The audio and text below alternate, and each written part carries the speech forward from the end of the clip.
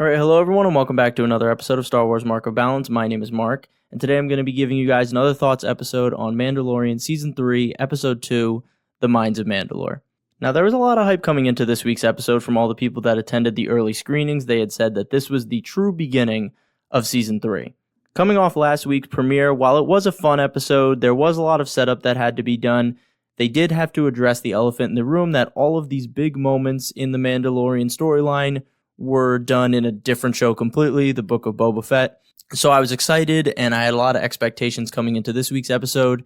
And while, again, it was a fun ride, it didn't exactly live up to those expectations. I still feel like there are some uncreative and lazy writing choices that have plagued the beginning of this season and have really prevented me from getting invested and excited for the next 6 episodes of the season that's been marketed as the biggest season yet. I'm going to get into those and some more of my criticisms kind of as I talk through the episode and some of the big moments, but I do want to start with the unexpected focal point of this episode, and that is Bo-Katan and Grogu. I did not expect them to kind of carry the middle of this episode, and when they were on screen together for like 5 minutes by themselves without Din, I was kind of like, oh wow, this is pretty cool seeing Bo-Katan as the main character in a Star Wars show.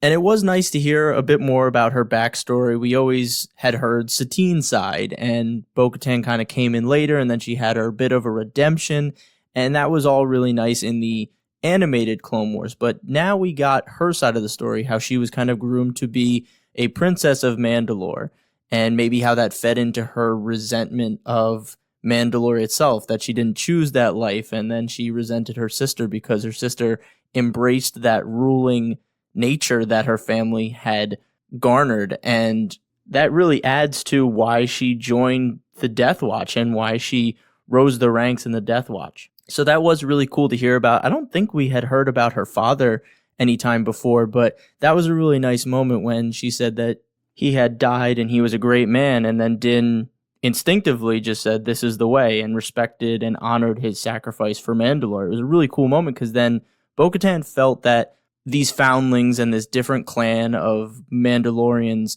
it's not just lip service. They really believe in this. They really believe in the way of the Mandalorian and the ancient teachings. And I think Bo-Katan's arc to come to grips with that original teaching of what is a Mandalorian, and just in general answering that question of the show, what is a Mandalorian, is really cool for her character arc. And seeing her kind of evolve throughout this episode, and by the end when Din is going into the water and he's reciting this pledge or the creed, you can see her face change and her really kind of buy into this and her say that, you know, maybe I wasn't correct. Maybe there is more to being a Mandalorian than just fighting for Mandalore or holding the Darksaber.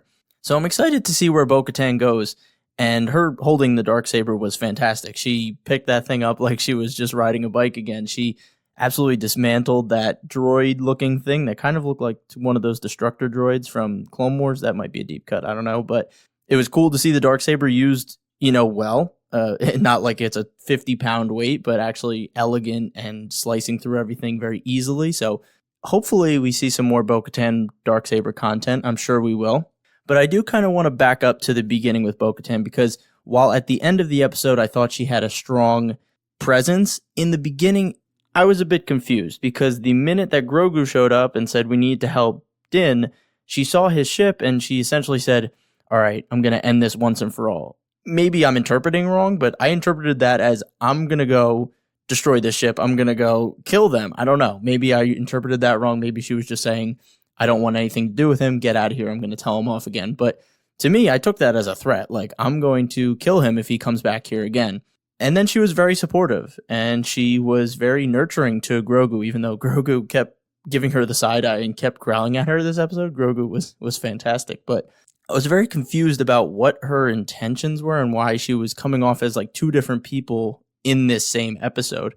And maybe seeing Mandalore again woke up something in her, seeing the devastation, seeing that Din was really buying into this. Maybe that all changed her, but I was a bit confused on what her character was essentially about in the beginning of this episode, but I think by the end she came around full circle, and I am excited to see her arc of becoming a true Mandalorian. I do want to talk about this whole Mandalorian clan conflict and the discourse around what it means to be a Mandalorian, because to me, I had been wrestling with it for a while. I felt it was kind of weird that these foundlings were like claiming Mandalore and telling Mandalorians that were born on Mandalore that's not what a true Mandalorian is.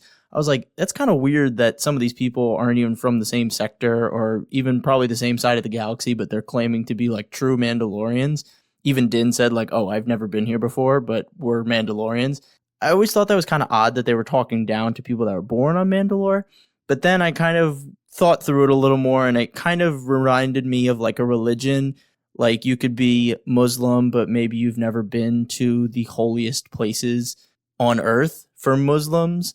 And same thing with Judaism or Christianity. Like you can claim these things, you can be completely devout to these religions, but you might not have ever been to the Holy Land for them. So I kind of equated it to that, and that made it make more sense for me. And maybe that helps you, because even someone that is this deep into Star Wars was like, this is a little odd, but I've kind of come to terms with it here. And I think by the end of this episode, they do a great job of just showing that someone who's born on Mandalore doesn't automatically make them a true Mandalorian, with Bo-Katan seeing Din completely devoted to this creed. And you can't exactly blame Bo-Katan or any of the other Mandalorians for straying so far, because they were in such a time of turmoil and infighting on their own planet that it would be easy to lose their own way. Satine wanted to become a complete pacifist. You know, when you're a warrior culture and you try and change a complete 180, that'll make people upset and really not worry about, oh, well, you know, I'm going to take my mask off. Oh, I'm not going to take my mask off. That's against the rules. So I'm not blaming them, but it was just something that I kind of thought through and wanted to share my thoughts on that as well. I did like the little tidbit that we got from Din's backstory where he said he's from Concordia. If you guys remember from Clone Wars, Concordia was where Pre Vizsla and Death Watch was essentially hiding out and building up their army. So it's interesting to think that Din was likely saved by Death Watch in that flashback. I don't know if that was obvious or not. I know their armor was kind of that bluish gray, but this is cool confirmation that he was likely saved by Death Watch, this rogue, not anti-Mandalore. They were really for Mandalore, but they were anti the establishment of the new Mandalore, and they were basically terrorists to their own people. So that was a cool little piece of content we got there that I think might get glossed over, but Din had a run-in with Death Watch, which is pretty cool. And again, that's Bo-Katan's people. So I've kind of mentioned this moment about Din finally taking the bath in the waters below Mandalore, in the Mines of Mandalore. And I think this was my favorite part of the episode, when he was going into the water, he was going through that ritual, he was reciting the creed, the music was playing, there were these great shots of his hands slightly touching the water as he like goes in, and Bo-Katan realizing he's devoted and really rediscovering herself. It was a really beautiful moment. And then they just undercut it by making him fall 1,000 feet in less than 12 parsecs. It was ridiculous how fast he fell into the water. It came off comedic, and Bo-Katan ran in and was going to save him. I was almost expecting that he got pulled down by something, but there was nothing. He literally just walked off the edge and fell. And I feel like that moment just like killed such a great lore moment for Mando. And I am going to talk about my criticism of the scene now, which is why I think they did it. But essentially, it seems like the only reason they did that and undercut that moment was just to reveal the mythosaur under the water. They couldn't think of anything more creative on how to show that there is a mythosaur under there. They kind of just went for, oh, well, if he falls in, then Bo-Katan has to go down, and then we can reveal it in very murky and dark water. And this is a criticism that I kind of want to levy on the first two episodes, that it feels like sometimes things are only happening as a means to an end, not because it's best for the story or for the scene. So another way to put it is, getting from point A to point C is less satisfying when you realize that there wasn't much of a reason for point B. So like the case in point for this scene, Din only falls so you could reveal the mythosaur. Not because it was good for the scene, but only because they had to show the mythosaur. The IG-11 and the R5 droid storylines were really only there in the show just to show us Navarro and how far it's come, and Tatooine and our friend on Tatooine and her little droid shop. But it doesn't really amount to anything on Mandalore. The atmosphere is breathable. Din probably could have just picked up any scanner and found that out himself. He essentially did that. I mean, I guess R5 pilots the ship back for Grogu to go back to Bo-Katan, but it does feel a little cheap that he wasn't really useful, and those two storylines just weren't needed, and they were only done as a mechanism to get from point A to point C. I feel these examples really illustrate how the writing can come off a bit lazy and that they weren't more creative in the way they could weave these story threads together. In the end, it's fun adventures, it's very light, but for me, it takes something away, and I think the biggest culprit of that was that scene with the Mythosaur. Undercuts that whole emotional moment just so you could have this big reveal at the end. I'm curious to hear your guys' thoughts on the IG-11, R5, and Mythosaur scenes that I'm talking about, and if you're kind of getting the same vibe as me, that it's coming off a bit lazy, like, oh, we just want to get to this point, so we'll do anything just to get to this. Hopefully this all made sense, but in my head, it totally makes sense, and I think the IG-11 and R5 droid storylines were just unnecessary for the first two episodes, which kind of takes away a lot because you're like, well, that was an episode and a half when we only get 8 episodes of this season. Why are we wasting time with these things that just don't amount to anything? So that's my little rant. Of course, the Mythosaur looked really cool. I thought the skull was awesome. Finally seeing where this symbol comes from for Boba Fett, for the Mandalorians in general.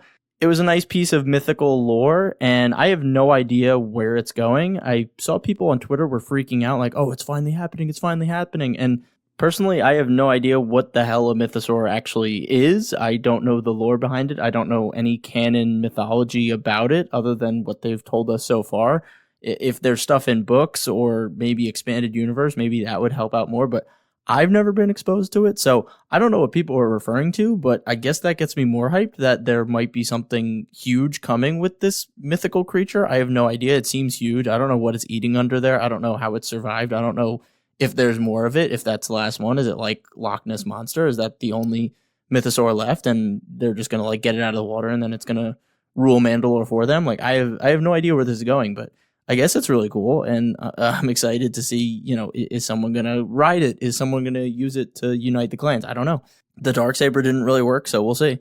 Another piece of this episode that I enjoyed thoroughly was Grogu becoming more independent. He's making more noises. He's having an attitude. Like I said before, he gave Bo-Katan like a side eye, and he growled at her. I don't know. Maybe he knows something that Din and the audience doesn't. Maybe he senses that she has bad intentions, and this is a whole misdirection, this whole episode, like, oh, maybe they're friends again. And he almost says a word, and I assume his first word will be English, since he's only been around people speaking English. I don't know. I don't think Yoda's species has a language that we know of. Maybe he's just going to know that off the top of his head, but it'll be interesting what they choose to do with that. And speaking of Yoda, it was very fun and comedic to see Grogu moving like Yoda does when he fought Count Dooku and Palpatine. He was just doing front flips for no reason. He was doing twists and curls. I was just like, oh, this is sweet. I'm glad he's getting around like this. And yeah, he ends up saving the day for Mando. I don't know what was happening to Mando. I thought he was going to get roasted like Han on a stick on a rotisserie, but then the thing just started taking his blood. It was very creepy. I wasn't really sure what was going on there. And again, from a writing standpoint, I don't know why Grogu would be able to get on a ship, leave the planet, get Bo-Katan, convince her, fly all the way back before this thing even begins to do what it wants to. I don't know. I was like, wow, this fast travel is incredible. But, maybe that's nitpicky. I don't know. I think it also ties into that whole point A to C thing. Doesn't matter how we get there, we just get there. But I digress. The practical effects in that scene and all of the other scenes were really good. The prosthetics continued to be really great. I love the Rodian. I love the Rodian's prosthetics. I love the whatever those Neanderthal things that they were fighting in the caves. That was cool. The flying alligator thing. There's just a lot of cool creatures. I mean, if that's really what you're into, you're definitely getting it here with Mandalorian. It's not like my cup of tea, but I appreciate the practical effects and the design. And the flight visuals this season have been fantastic. The flyover shot of Mandalore from both Din's cockpit and Bo-Katan's cockpit was beautiful. I love the rain coming right through the viewport and streaking across the sides, the ship diving through a storm and then opening up into this huge landscape of clouds and the sun shining through and the destruction of the landscape. It all looked just fantastic. So I'm excited for more flying, I guess, in atmosphere flying. I know there's a dogfight shown in the trailer between Bo-Katan's ship and a couple maybe pirate ships through some canyons. So that'll be cool. I'm excited for more of that. But yeah, those are my overall thoughts. I think there's still some lazy and uncreative writing choices that are kind of just speeding us through the beginning of this season. Like, oh, well, we need to get to point C, so it doesn't matter how we get there, but we're just going to get there.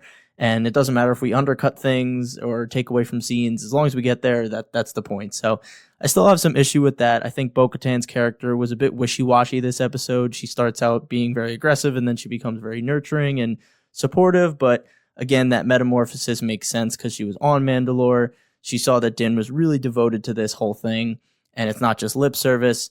Grogu doesn't fully trust her, so maybe there's still that hint of jealousy and tension between them that maybe washed away a little, but I did enjoy the whole water scene until Mando tripped and fell, and his Beskar weighs 10,000 pounds, and he just sank directly to the bottom and completely knocked out. But in the end, the episode did get me interested in seeing what's happening in the future for this season.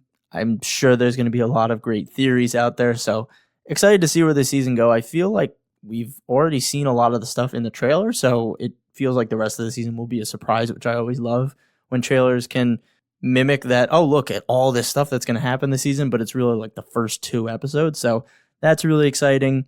And as an animation fan, I feel compelled to say this, but The Bad Batch Season 2, these past 2 weeks, have outperformed Mando from a storytelling perspective in all facets, which is something I literally never thought I would say, especially with Mando going into its 3rd season. Bad Batch this season, these past 2 episodes, have been fantastic. This week's episode that came out today, again, was amazing. It's called The Outpost. If you haven't watched Bad Batch, I understand. I can definitely tell you what episodes to watch, what episodes to skip, but today's episode was fantastic. Had to give a shout out to animation, because animation Star Wars, I think, is still the strongest medium for Star Wars, other than the movies. If they can ever put out another movie, Rogue Squadron got canceled, and so did Kevin Feige's movie. What a surprise. Kathleen Kennedy still somehow has a job. Regardless, wanted to give a shout out to Bad Batch. I will definitely be doing a review for that episode. It's called The Outpost, and that'll be coming out probably around the same time as this episode. But as always, thank you guys so much for listening. If you want to see more of this content, follow my Instagram for updates at @star_wars_mark of balance. Thank you again for listening. Stay safe, stay healthy, and may the Force be with you. Peace.